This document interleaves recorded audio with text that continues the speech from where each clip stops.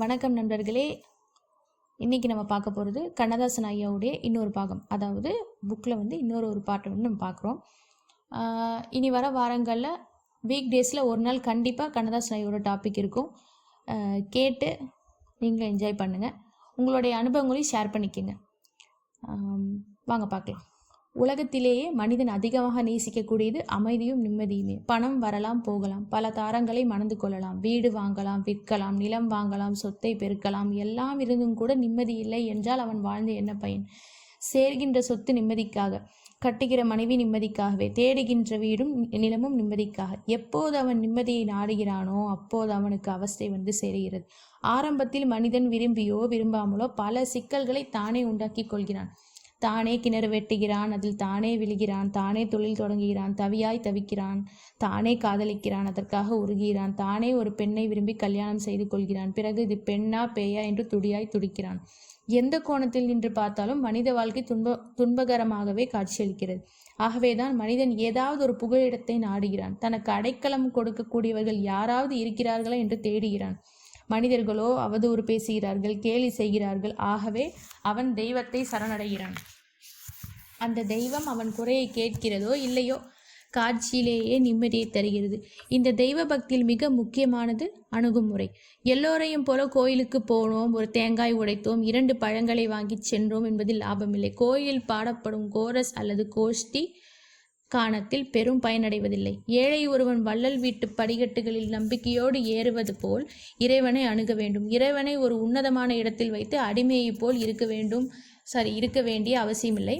அவனை தோழனாகவே பாவிக்கலாம். தனியறையில் உட்கார்ந்து கொண்டு ஒரு தெய்வ பிரதிமையின் முன்னால் குறைகளை சொல்லி அழுவதில் பயன் இருக்கிறது. இந்த அனுபவம் எனக்கே இருக்குது. நானும் அதிகமாக என்ன பண்ணுவேன்னா, கடவுள்கிட்ட போய் புலம்புவேன், அழுவேன், எல்லாமே செய்வேன். ஆனால் என்ன சொல்கிறது, அழுதாலும் பிறந்தாலும் நம்ம என்ன சொல்கிறது, அந்த காரியம் நடக்க வேண்டிய நேரம் வந்தால் தான் நடக்கும். அழுது கோயிலுக்கு போய் அழுகிறது, போட்டு வேண்டுறது, அல்லது நம்ம வளர்றது கடவுள்கிட்ட போய், இப்படி பண்ணிட்டியே, இப்படி ஆயிடுச்சே, என் வாழ்க்கையை இப்படி செஞ்சுட்டியே, நான் என்ன செஞ்சேன், அப்படி இப்படின்னு சொல்லி அப்படி ஒரு ஃப்ரெண்டுக்கிட்ட போய் எப்படி வளர்றோமோ அந்த மாதிரி இறைவன்கிட்ட போய் அப்படி புலம்புறது. அதிகமாக என் புலம்பலை கேட்டதை பார்த்தோம்னா பெருமாள் அப்படிங்கிறத விட முருகன்ட்டு தான் போய் அதிகமாக புலம்பி அழுதுருக்கேன். வேல்மாறல் படிக்கும்போது அழுகாச்சியே வந்துருச்சு. அந்த மாதிரி நிறைய இப்போ நான் நம்ம வீடியோவில் நம்ம சப்ஸ்கிரைபர்ஸ் பார்த்துட்டு இருக்கிற வீடியோ எல்லாமே நான் வழிபாடு பண்ணாதான். வெற்றிலை தீபமாக இருக்கட்டும், இல்லை ஆஞ்சநேயர் வழிபாடுக்கு வெத்தலை வச்சு போடுறதா இருக்கட்டும், இல்லை சனி பிரதோஷம், அதெல்லாம் நான் வழிபாடு பண்ணதை அப்படியே உங்களுக்கு சொல்கிறேன். ஸோ அதனால் நீங்களும் அதை ஃபாலோ பண்ணிக்கோங்க. கண்டிப்பாக உங்கள் ப்ரேயர்ஸுக்கு என்றைக்கும் மதிப்பு. இன்னொரு விஷயம் என்னென்னா, தெய்வத்தை அணுகிற முறைங்கிறது இன்னொன்று என்னென்னா, நம்ம மனசு சுத்தமாக வச்சுக்கணும். அதாவது யாருக்கும் எந்த ஒரு தீங்கும் இழைக்காமல் இருக்க மாதிரி நம்ம வச்சுக்கணும். அதாவது நான் என்ன சொல்கிறேன்னா, நம்ம இன்னொருத்தருக்கு உதவி செய்யலைன்னா கூட பரவாயில்ல, உபத்திரவம் செய்யாமல் இருக்கக்கூடாது அப்படிங்கிறது. நான் அதிகமாக ஒவ்வொரு இறைவனுமே ஒவ்வொரு விஷயத்த கற்றுக் கொடுப்பாங்க. அதாவது பெருமாள் பொறுமையை கற்றுக் கொடுப்பாரு. முருகன் இருந்தால் தைரியம் அதிகமாகும். கஷ்ட விளிம்பிலேருந்து எப்படி எந்திரிக்கிறதுங்கிறத முருகன் தான் கண்டிப்பாக கற்றுக் கொடுப்பாரு. சிவன் விரக்தி தன்மையெல்லாம் தாண்டி நம்மளை கொண்டுட்டு வரும். அதாவது நம்ம கஷ்டம் வரும், அதில் தாண்டி போகிறதுக்கு உன் மனசை எந்த அளவுக்கு பக்குவப்படுத்தணுங்கிறது சிவபெருமான் தான் சொல்லுவார். கண்டிப்பாக அம்மன் வழிபாடு நம்மளுடைய கோபத்தை கொஞ்சம் கொஞ்சமாக குறைக்கும். அப்புறம் ஆஞ்சநேயர் வழிபாடு தைரியத்தை இன்னும் ஜாஸ்தி பண்ணுது. முருக வழிபாடு பண்ண உங்களுக்கு என்ன சொல்கிறது, எந்த கஷ்டத்துலேருந்து விடுபட முடியுங்கிறத முருகன் தான் காட்டுவார். ஆஞ்சநேயர் வழிபாடு நம்மளுடைய எல்லா வெற்றி படிக்கட்டாக அவர் தான் இருப்பார். எல்லா இறைவனுமே நமக்கு ஒரு வகையில் வழிவிட்டு கொடுக்குறாதான். நம்ம மனசில் என்னென்னா, எந்த இறைவனை நம்ம வழிபாடு பண்ணாலும் நம்ம நம்பிக்கை அவங்க மேலே இருக்கணும். நமக்கு ஒரு விஷயம் சரியான ஒரு நம்பிக்கை நமக்கு இருக்கணும். ஃபஸ்ட்டு யார் ஒருத்தர் தன்னை நம்புகிறாங்களோ அவங்க தான் தெய்வத்தை நம்புவாங்கங்கிறத நான் ஒரு புக்கில் படிச்சிருக்கேன். அது கண்ணதாசன் ஐயா புக்கா இல்லை வேறு புக்கான்னு தெரியல. அடுத்த டாப்பிக்கில் வேணால் நான் டீட்டெயிலாக சொல்லிடுறேன். ஸோ இப்போ வாங்க பார்க்கலாம். அடுத்து எங்கள் கிராமங்களில் ஒரு காரியம் நடக்குமா நடக்காதா என்பதற்கு பூக்கட்டி வைத்து பார்ப்பார்கள், வெற்றிலைப்பாக்கு வைத்து கேட்பார்கள். சாமி அனுமதித்தால் மட்டுமே அந்த காரியத்தை செய்வார்கள். எல்லாவற்றிற்குமே தெய்வத்தை நம்பி அதன் மூலம் அவர்கள் நிம்மதி அடைந்திருக்கிறார்கள். திருவுளம் கேட்பது என்பது கிராமங்களில் இருக்கும் ஒரு முறை. நான் மேற்கண்ட காரியம் நடக்கும் என்றால் பள்ளி சொல்ல வேண்டும் என்று வேண்டிக் கொள்வார்கள். கோயிலின் ஏதாவது ஒரு பகுதியில் பள்ளி சொன்னால் இறைவனின் திருவுளம் இறங்கிவிட்டதென மகிழ்வார்கள். அது சொல்லவில்லை என்றால் அந்த காரியத்தில் ஈடுபட மாட்டார்கள். மனிதனின் மிகவும் குறைந்தபட்ச தேவை நிம்மதி. அதை தெய்வத்திடமிருந்து பெற்றுக்கொள்பவனுக்கு பெயர்தான் இந்து. தெய்வத்தை அணுகுவதில் திறமையுள்ளவர்கள் தங்கள் காரியங்களை கண் முன்னாலேயே சாதித்து கொண்டிருக்கிறார்கள். முருகா முருகா என்று எல்லோரும் தான் கூவுகிறோம், சிலருக்கு மட்டும் தொட்டதெல்லாம் பலிக்கிறதே ஏன்? அவர்கள் தெய்வத்தை அணுக தெரிந்து கொண்டு விட்டார்கள் என்பதே அதன் பொருள். கல்கத்தா காளி கோயிலை பற்றி ஒரு கதை சொல்வார்கள். ஒரு ஏழை உழைப்பாளி அந்த கோயில் வாசலில் போய் படுத்து கொள்வானாம். காலையில் கண் விழிக்கும் போது சன்னிதானத்தில் தான் கண் விழிப்பானாம். காளி தேவியிடம் வேண்டிக் கொண்டுதான் தொழிலுக்கு புறப்படுவானாம். எப்படியும் அன்றைக்கு 10 ரூபாய் சம்பாதித்து விடுவானாம். என்றைக்கு அவன் ஞாபக மறதியாக சன்னிதானத்தை பார்த்து கண் விழிக்காமல் தெருவை பார்த்து விழிக்கிறானோ அன்றைக்கு அவன் வாழ்க்கையில் சிரமம் ஏற்படுமாம். இதை எப்படி சொல்கிறார்கள் என்றால், இன்றைக்கு இவனுக்கு லாபம் இல்லாத நாள் என்று தெரிந்து ஈஸ்வரியே அவனை வேறு பக்கம் விழிக்க வைக்கிறாள் என்கிறார்கள். இதுதான் உண்மை என்று நான் நம்புகிறேன். எனக்கு இதில் ஒரு அனுபவம் உண்டு. நான் 4 ஆண்டுகளுக்கு முன் என் கவிதா ஹோட்டல் தேவர் திருமண மண்டபத்தில் உட்கார்ந்திருந்த போது ஒரு கேரளத்து நண்பர் என்னை பார்க்க வந்தார். வந்தவர் ஒரு சிறிய குருவாயூரப்பன் புகைப்படத்தை கொடுத்து விட்டு போனார். அதை நான் என் சட்டை பையிலே வைத்திருந்தேன். காலையில் சட்டை மாற்றும் போது எதை வைக்க மறந்தாலும் அந்த படத்தை வைக்க மறக்க மாட்டேன். அதுபடிதான் பழக்கத்தை விட்டுவிட்ட நேரம் உடம்பிலே சில எதிரொலிகள் ஏற்பட்டு அடங்கிவிட்டன. குருவாயூரப்பன் படம் வந்ததில் இருந்து உடம்பு மிக நன்றாக இருந்தது. காலை குளித்து பலகாரம் சாப்பிட்டு விட்டு இன்சுலின் போட்டுக்கொண்டால் மதியம் வரையிலே சுறுசுறுப்பாக இருக்கும். மதியம் நல்ல கீரையோடு சாப்பாடு சாப்பிட்டு விட்டு படுத்தால் மாத்திரை இல்லாமலே தூக்கம் வரும். சாயங்காலம் எழுந்து குளித்தால் உலகமே புதிதாக தோன்றும். உடனே மண்டபத்துக்கு வந்து மாலை பத்திரிகைகள் அனைத்தும் படித்து முடிப்பேன். ஏதாவது எழுதுவேன். உடம்பு அவ்வளவு நன்றாக இருந்தது. அப்போது எனக்கு மலேசியாவிலிருந்து அழைப்பு வந்தது. உடம்பு தான் நன்றாக இருக்கிறதே, போய் வரலாம் என்று முடிவு கட்டினேன். புறப்படுவதற்கு முதல் நாள் இரவு நான் நீர் சாப்பிடும் கண்ணாடி டம்ளர் விழுந்து உடைந்தது. என்னுடைய கை கடிகாரம் கலன்று விழுந்தது. என்ன துர்சகனங்களோ என்று எண்ணியபடி விட்டுவிட்டேன். மறுநாள் காலை 10:30 மணிக்கு விமானம். காலை இட்லி கொஞ்சம் அதிகமாகவே சாப்பிட்டு விட்டேன். அதிகமாக சாப்பிட்டு விட்டோம் என்று நானே எண்ணிக்கொண்டு இன்சுலின் மருந்தை வழக்கத்துக்கு விரோதமாக அதிகம் போட்டுக்கொண்டு விட்டேன். சற்று மயக்கமாக இருந்தது. விமானத்தளத்துக்கு போகும்போது பையை தடவி பார்த்தேன். குருவாயூரப்பன் படத்தை காணவில்லை. பழைய சட்டையில் தேடி பார்க்க சொன்னேன், அதிலும் இல்லை. விமான நிலையத்துக்கு வந்தபோது ஆட்களையே அடையாளம் தெரியாத நிலை ஏற்பட்டு விட்டது. என் குழந்தைகள், பேரன் பேத்திகள் எல்லாம் விமான நிலையத்துக்கு வந்திருந்தார்கள். யாரோடு பேசுகிறோம், என்ன பேசுகிறோம் என்பதே எனக்கு புரியவில்லை. என்னோடு கனரா பேங்க் நண்பர்களும் விமானத்தில் வந்தார்கள். விமானத்தில் இனிப்பு வாங்கி சாப்பிட்டேன், குடித்து பார்த்தேன். மயக்கம்தான். இது நடந்தது 1975 செப்டம்பர் 28ஆம் தேதி. மலேசியாவில் நான் போய் கோலாலம்பூரில் இறங்கி அங்கிருந்து 250 மைல் தூரத்திலுள்ள சித்தியவான் என்ற ஊருக்கு போய்விட்டேன். அந்த சித்தியவான் நகரில் எனக்கு ஒரு அற்புதமான நண்பர் உண்டு. அவர் சிவகங்கை பகுதியைச் சேர்ந்தவர். கிருஷ்ணன் என்று பெயர். கோலாலம்பூரில் கூட்டங்களுக்கு தப்பி ஓய்வுக்காக நான் அங்கே சென்றேன். அங்கிருந்து 3வது மைலில் ஒரு கடற்கரை உண்டு. அதன் கரையில் ஒரு சிற்றூர் உண்டு. அதன் பெயர் லுமுட். அங்கே ஒரு தென்னந்தோப்பில் அழகான ஒரு காட்டேஜில் தான் தங்கியிருந்தேன். சரியாக 3வது நாள் அங்கிருந்து நான் சித்தியவான் நகருக்கு வந்தபோது தமிழர்கள் எல்லாம் சென்னை வானொலியில் சிரமப்பட்டு திருப்பி கொண்டிருந்தார்கள். நான் கிருஷ்ணன் வீட்டு படியேறி போகும் சமயம் அங்கிருந்து கிருஷ்ணனின் குமாரர் ஐயா காமராஜ் இறந்து விட்டார் என்றார். மறுநாள் மதியம் சென்னையில் இருந்து எனக்கு ட்ரங்க் கால் வந்து அதே அக்டோபர் 2ஆம் தேதியில் என் உடன் பிறந்த சகோதரியும் இறந்து விட்டதாக. நான் சென்னை வர முடியவில்லை. மலேசிய பயணத்தை ஒரு நாள் கூட ரசிக்க முடியவில்லை. ஒரே இரத்த கொதிப்பு, சர்க்கரை குறைவு, மயக்கம். இந்த நிலையிலும் நான் இந்தோனேஷியாவுக்கு வந்தே ஆக வேண்டும் என்று வற்புறுத்தினார்கள். பினாங்கில் புறப்படும் விமானம் 20 நிமிஷத்தில் சுமத்ரா தீவுக்கு போய்விடுகிறது. நான் அங்கிருந்து கோலாலம்பூரில் திரும்பியதும் சென்னையில் இருந்து ட்ரங்க் கால் வந்தது. என் சகோதரி ஆஸ்பத்திரியில் சேர்த்திருப்பதாக.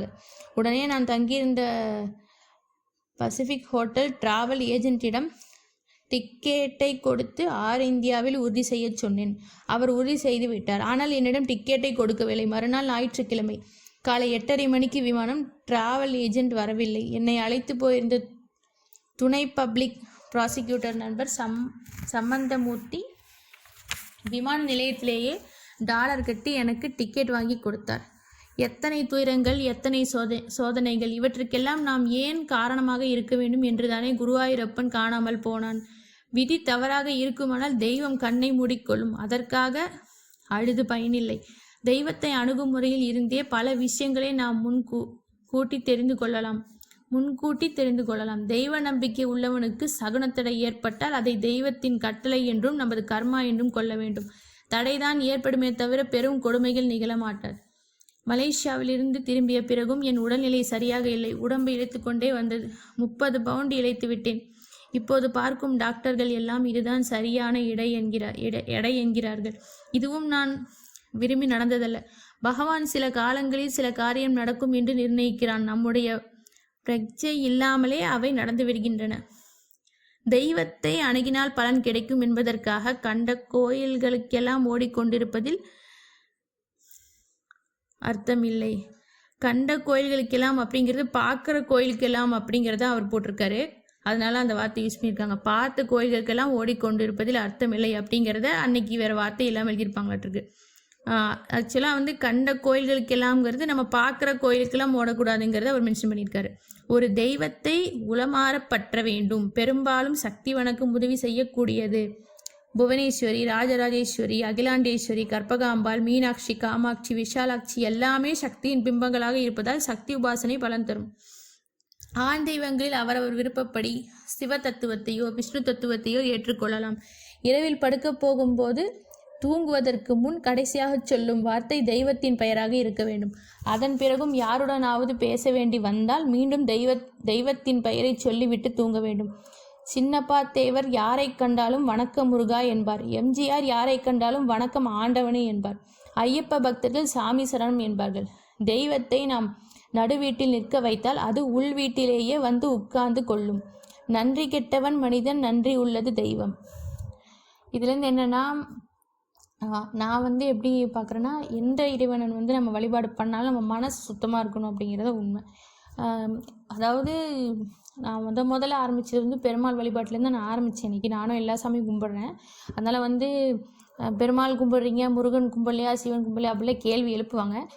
நான் எல்லா இறைவனுமே கும்பிட்றேன். நம்ம சாமியில் என்ன சொல்கிறது, முருகன், சிவன். இப்போ பெருமாள் கும்பிட்றதுனால முருக வழிபாடு விட்டுறலாமா அப்படின்லாம் கேட்கக்கூடாது.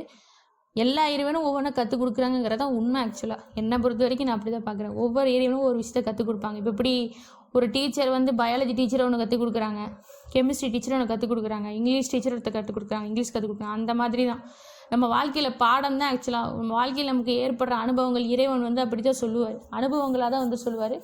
என்னைக்கு இறைவன் நேராக டக்குன்னு வரமாட்டார், மனுஷ ரூபத்தில் தான் வருவார் அப்படிங்கிறத உண்மை.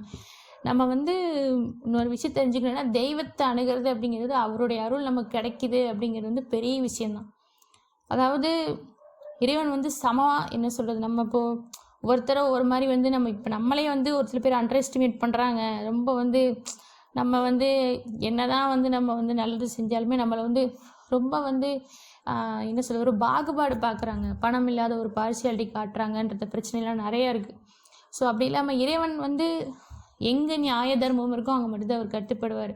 தவிர வேறு எதுக்கும் அவர் இது பண்ணல. ஸோ நம்ம இறைவனோட நீதிமன்றத்தில் நம்ம கரெக்டாக இருக்கணும். இது இவரோட இன்னொரு பாகத்துலேயே சொல்லியிருப்பார். இறைவன் நீதிமன்றத்தில் நம்ம சரியாக இருக்கணும். அவர் நமக்கு நம்மளை கோர்ட்டில் நிற்க வைக்கும்போது நம்ம கரெக்டாக இருந்திருக்கணும், நியாயமாக இருக்கணும். அவர் அதைத்தான் பார்ப்பார்.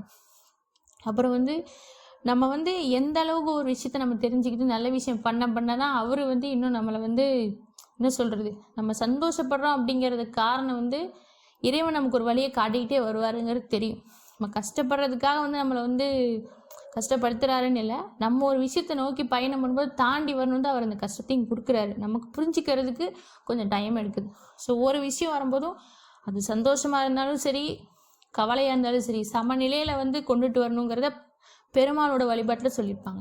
ஸோ அப்படிங்கும்போது நம்மளால் அது ஒரு எண்ணங்களை சுத்தப்படுத்தணுங்கிறத பெருமாள் சொல்லியிருந்தாலும், அதாவது ஒரு சில இதில் நான் கேட்டிருக்கேன், அதனால் நான் சொல்கிறேன் அப்படின்னு சொன்னாலும் அது ஈஸி இல்லை. கிருஷ்ணரோ பெருமாளோ எல்லாம் ஒன்று தான் அப்படின்ற பட்சத்தில் அவர் சொன்னாலும் பெருமாள்கிட்ட போய் நிறைய புலம்புவேன், முருகன்ட்டையும் போய் புலம்புவேன். நான் ஸ்டார்ட் பண்ணது புரட்டாசி வழிபாட்டில் தான் நிறையா ஏகாதசி விரதம் அதெல்லாம் தெரிஞ்சுக்கிட்டனால பெருமாள் வழிபாட்டிலேருந்து தான் நான் ஸ்டார்ட் பண்ணேன். சாமி எப்படி நம்ம வந்து கும்பிடுறோம், ஒரு வழிபாடு செய்கிறோம், திருப்திக்காக நம்ம மன திருப்தியோட இறைவன் வந்து என்ன ஆக்சுவலாக அவர் நம்ம நினைக்கிறோன்னு நம்ம கரெக்டாக இருக்கணும், நம்ம நேர்மையாக இருக்கணும், லவனாக இருக்கணும் அப்படிங்கிற ஒரு விஷயம். நம்ம மனசு சுத்தமாக வச்சுக்கணும். யாருக்கு எந்த தீங்கும் இல்லாமல் நினைக்காம இருக்கியா உன் மனசுக்கு, உன் மனசாட்சிக்கு நீ கரெக்டாக இருக்கியா, ஓகே, அவ்வளோதான். ஸோ என்னென்னா நீங்கள் எந்த தெய்வத்தை வேணாலும் வழிபாடுங்க. ஒரு தெய்வத்தை நீங்கள் வழிபாடு பண்ணாலும் அதில் நீங்கள் கரெக்டாக போய்க்கிங்க. இப்படி தான் பண்ணணும் அப்படி எல்லா இறைவனுமே நம்ம வழிபாடு பண்ணணும். நம்ம மனசு கரெக்டாக இருந்ததுன்னா ஓகே, அவ்வளோதான். இறைவன் நீங்கள் அதாவது என்னென்னா இப்போ இன்னொரு விஷயம் என்னென்னா இறை வழிபாட்டிலேயே இன்னொரு ஒரு ஸ்பெஷல் என்னென்னா குரு வழிபாடு. இறைவனை வந்து நம்ம நேராக போய் பார்க்க முடியாது. அப்படி அதாவது நேராக போய் அவரோட இதை வந்து நம்ம கரெக்டாக அந்த அருள் கிடைக்கிறது கொஞ்சம் கஷ்டமாக இருக்கும். அப்படிங்கும்போது குரு வழிபாடு பண்ணணும். சாய்பாபா வழிபாடு, ராகவேந்திரோட வழிபாடு. நான் அதிகமாக பாபாஜியை வந்து நானும் வீட்டில் வச்சுருக்கேன். வீட்டில் வந்து ஃபோட்டோ வச்சுருக்கேன், அதை வச்சு நான் வழிபாடு பண்ணுறேன். அவரோட இதுலேயே படத்துலேயே சொல்லியிருப்பாங்க, பாபா படத்துல நீ பாபா படம் வரலைன்னா அந்த இது கூட நமக்கு தெரிஞ்சிருக்காது, பாபாஜி பற்றி இன்னும் நமக்கு தெரிஞ்சிருக்காது. ஸோ என்னென்னா அந்த அவரும் அதில் வந்து எப்படி இருந்தால் அந்த படத்தில் சொல்லியிருக்கிற விஷயங்கள் ரொம்ப நல்லா காமிச்சிருப்பாங்க. நம்ம மனசை வந்து சுத்தமாக வச்சுக்கணும், நம்ம மனசை நல்லா வச்சுருந்தா தான் சுற்றி இருக்கவங்க நல்லா வச்சுக்க முடியும். அப்போ தான் நம்ம நல்லா இருக்க முடியும், சுற்றி இருக்கவங்க நல்லா வச்சுக்க முடியும் பாரு. உதவி செய்யணும் ஒருத்தருக்கு வந்து உபத்திரம் செய்யாமல் இருக்கணும் பாரு. ஸோ அப்புறம் இன்னொன்றுன்னா எனக்கு நான் தெரிஞ்ச வரைக்கும் என்னென்னா அதிகமாக நான் சந்தோஷப்படுற விஷயம் வந்து நமக்கு இப்போ நம்ம கையில் பணம் இருக்குது, நம்ம பிரியமானவங்களுக்கு பிடிச்சது செய்கிறோம் அப்படிங்கிறது ஒரு பக்கம் இருந்தாலும் நம்ம எந்த ஒரு வித எதிர்பார்ப்புமே இல்லாமல் இன்னொருத்தருக்கு உதவி பண்ணுறதா, ஒருத்தருக்கு சாப்பாடு வாங்கி கொடுக்குறதா இருக்கட்டும், அவங்களுக்கு செய்கிற ஹெல்ப்பாக இருக்கட்டும், அவங்க படுற சந்தோஷத்தை பார்க்கறது தான் ஆக்சுவலாக என்னை பொறுத்த வரைக்கும், நான் பார்த்த வரைக்கும்.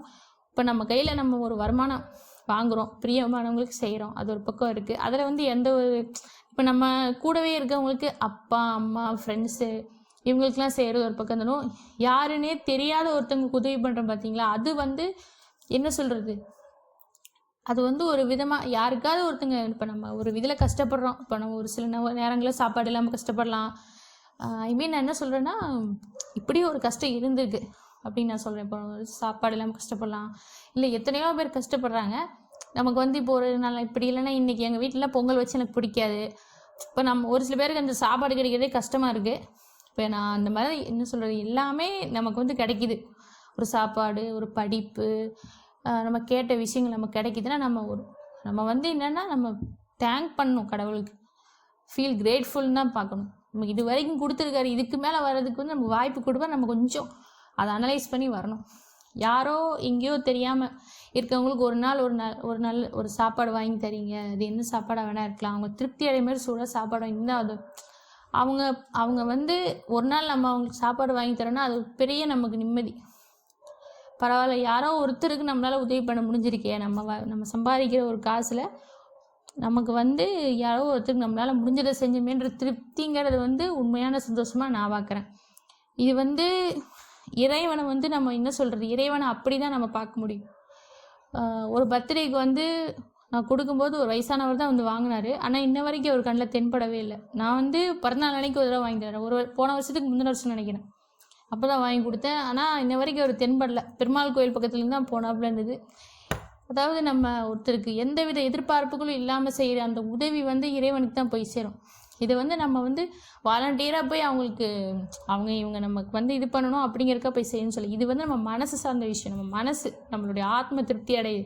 ஓகே, என்னால் இது வரைக்கும் பெருசாக செய்ய முடியல, எங்கிட்ட இவ்வளோதான் என்ன சொல்கிறது, பெருசாக நம்ம சம்பாதிக்கிறது இல்லை, எவ்வளோ சம்பாதிச்சாலும் 100 ரூபா அதை மட்டும் செஞ்சு நான் வாங்கி கொடுத்தேன். இன்னும் வந்து நிறைய செய்யணும்னு இருக்குது. பட் அந்தளவுக்கு நம்ம இன்னும் என்ன சொல்கிறது, இன்னும் க்ரோத்துக்கு வரணுமே, அப்போ தான் செய்ய முடியும். இனிமேல் நீங்கள் சுற்றி இருக்கிறவங்களா யாராக வேணா இருக்கட்டும், தெய்வத்தை நீங்கள் அணுகிறது வந்து என்னென்னா கோயிலுக்கு போய் ப்ரேயர் பண்ணுறீங்க அப்படின்னாலும் யாராவது ஒருத்தருக்கு போய் நீங்கள் ஹெல்ப் பண்ணுங்கள். தெய்வம் வந்து உங்களை இன்னும் ப்ளெஸ் பண்ணணும். இறைவன் வந்து ப்ளெஸ் பண்ணணுங்கிறதுக்காக அதை செய்யக்கூடாது. உங்கள் மனசு வந்து அப்படி இருக்கணும். அதுதான் ஒரு சின்ன எனக்கு தெரிஞ்சு ஸ்கூல் படிக்கிற பையன் நான் ஒரு டைம் பார்க்கும்போது வரவங்க எல்லாத்துக்கும் சக்கரை பொங்கல் கொடுத்தாங்க. அந்த மாதிரிலாம் இருக்கிறாங்க. என்ன சொல்கிறது, அவங்க கையினால் கொடுக்குறது, இதெல்லாம் வந்து ஒரு விதமான ஒரு நல்ல விஷயந்தான். அப்புறம் உங்களுக்கு முடிஞ்ச வரைக்கும் ஹெல்ப் பண்ணுங்கள். யாராவது ஒருத்தவங்களுக்கு புக்கு இந்த மாதிரி எதுவும் இல்லை, வந்து ஒரு பேனா வாங்கித்தாங்க, ஒரு புக்கு வாங்கித்தாங்க. உங்களால் முடிஞ்ச சின்ன ஹெல்ப்பை நீங்கள் பண்ணாலும் அதுவே ஒரு நல்ல விஷயந்தான். ஸோ நீங்கள் என்னெல்லாம் உங்களுக்கு உதவி பண்ணணும்னு தோணுதோ, உங்கள் கையில் எவ்வளோ பணம் இருக்கோ, அதாவது என்னென்னா பெருசாக வேண்டாம், உங்கள் கையில் எவ்வளோ பணம் இருக்கோ யாராருக்கு சின்ன சின்ன ஹெல்ப் பண்ணுங்கள். இவ்வளோதான் பண்ணணும் அவ்வளோதான் பண்ணணும்ல அப்படி இல்லை. அதனால் வந்து மெயினாக அன்னதானம் பண்ணுங்கள். முடிஞ்ச வரைக்கும் யாருக்காவது சாப்பாடு வாங்கித்தாங்க. சின்ன ஒரு ஸ்கூல் படிக்கும் போதே இந்த மைண்ட் செட்டை வளர்த்துக்குங்க. யாருக்காவது ஹெல்ப் பண்ணும் அப்படிங்கிறது, உங்களுடைய இன்கம் வந்து நல்ல விஷயத்துக்கு போகணும் அப்படிங்கிறது உங்களுடைய மனசு உதவி பண்ணுற மனநிலைமையில் வரணும். ஹெல்பிங் டெண்டன்சி இன்னும் அதிகமாகும். அதாவது தெய்வத்தை அணுகுமுறை அப்படிங்கிறது வந்து இறைவனை எப்படி நம்ம பற்றி கொள்ளணும் அப்படிங்கிறத அவர் சொல்லியிருக்காரு. இறைவன் வந்து நம்ம எந்தவித எதிர்பார்ப்பும் இல்லாமல் இன்னொருத்தருக்கு செய்யும்போது அவரும் சந்தோஷப்படுவார். அதில் அதுக்கு காரணம் நம்ம மனசுனால அவர் சந்தோஷப்படுவார். இன்னொருத்தருக்கு உதவி பண்ணுறோங்கிற அந்த மனசு வர்றதுங்கிறது தான் அந்த இது வந்து இயல்பு நிலையிலேயே உங்கள் மனசு கொஞ்சம் கொஞ்சமாக அதை உணரணும். நம்ம உதவி பண்ணும்போது அவங்களுடைய சந்தோஷத்தை பார்த்து உங்கள் சந்தோஷம் உயரும் அப்படிங்கிறத உண்மை. இது வந்து நான் எக்ஸ்பீரியன்ஸ் பண்ணியிருக்கிறதுனால நான் சொல்கிறேன். எனக்கு வந்து அதுதான் பெரிய சாட்டிஸ்ஃபேக்ஷனாக இருந்திருக்கு. ஸோ அதனால் வந்து ரொம்ப சந்தோஷம். இப்போ வந்து நான் வேறு என்ன சொல்ல, நமக்கு ஒர்க் கிடைக்கல, அந்த கஷ்டம்லாம் இருந்தாலும் இன்னொருத்தருக்கு செஞ்சுட்டோன்ற திருப்தி வந்து நம்ம மனசுலேருந்து போய் இன்ன வரைக்கும் அதனால் மறக்கவே முடியல. ஸோ அந்த மாதிரி இருக்குது. உங்களுக்கு யாருக்கு முடிஞ்ச வரைக்கும் செய்யுங்க. உங்களால் என்ன ஹெல்ப் முடிஞ்சோ பண்ணுங்க. இப்போ யாரோ ஒருத்தர் இருக்காங்களா, பக்கத்தில் இருக்கிறாங்களா, இதுக்கு யாரோ ஒருத்தருக்கு நம்ம மன திருப்திக்காக செய்யறது செஞ்சு கொடுங்க. உதவி செய்யும் போது உங்களுக்கு என்ன தோணுதோ செய்யுங்க. கோயிலுக்கு போகும்போதெல்லாம் அந்த மாதிரி அபிஷேகத்துக்கு எதாவது வாங்கி கொடுங்க, விளக்கு போடுங்க, சாமி கும்பிடுங்க. ஒரு சிவபுராணம் படிங்க, ரொம்ப முக்கியம். சிவபுராணம் படிங்க, திருநீர் பதிகம் படிங்க. அப்புறம் வந்து வேல்மாறல் வந்து நான் இப்போ வீடியோவில் போட்டுட்ருக்கேன். இந்த வாரத்துலேருந்து ஆல்ரெடி 2 வீடியோ போட்டாச்சு. இன்னும் 3வது வீடியோ இந்த வாரத்துலேருந்து பார்க்கலாம். ரெகுலராக படிங்க. ஒவ்வொரு புக்லேயும் ஒவ்வொரு மாதிரி போட்டிருப்பாங்க. அது திருத்தணியில் உதித்தருளும் ஒருத்தன் மலை விருத்தன் அப்படிங்கிற வந்து ஒவ்வொரு புக்லேயும் ஒவ்வொரு மாதிரி இருக்கும். ஸோ வந்து எல்லோரும் வந்து அதை பார்த்து படிச்சுங்க. வேல்மாறல் எல்லோரும் படிங்க, நம்பிக்கையோடு படிங்க. அடுத்த பார்ட்டில் இன்னொரு கண்ணதாசன் டாபிக் வச்சு நம்ம பார்க்கலாம். அப்படின்னு கண்ணதாசன் ஐயாவா இல்லை வாலி ஐயாவாங்கிட்ட நம்ம பார்க்கலாம் அடுத்த எபிசோடில். Thank you guys. இந்த வீடியோ உங்களுக்கு பிடிச்சிருந்தா லைக் பண்ணுங்கள், ஷேர் பண்ணுங்கள், சப்ஸ்கிரைப் பண்ணுங்கள். பக்கத்தில் இருக்க பெல் பட்டனை கிளிக் பண்ணிக்கோங்க. அப்போ தான் உங்களுக்கு நாங்கள் போடுற வீடியோவில் எல்லாம் வரும். Thank you friends. நாளைக்கு வந்து ஒரு குக்கிங் பற்றி ஒரு ஃபன் டாக் வந்து நாளைக்கு எபிசோடில் அப்லோட் பண்ணுறோம். அதையும் நாளைக்கு மறக்காமல் பாருங்கள் ஃப்ரெண்ட்ஸ். தேங்க்யூ.